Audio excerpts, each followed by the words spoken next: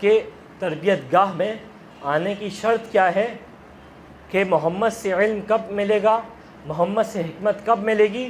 کہ دیکھو اگر تمہیں ہماری درسگاہ میں آنا ہے تو کھڑکیوں سے نہیں آنا، دیوار پھلانگ کے نہیں آنا۔ دیکھو یہ بڑی قاعدے کی جگہ ہے، قاعدے سے آؤ گے تو تمہیں علم دیں گے، بے قاعدہ ہو کے آؤ گے ہٹا دیے جاؤ گے، دور کر دیے جاؤ گے۔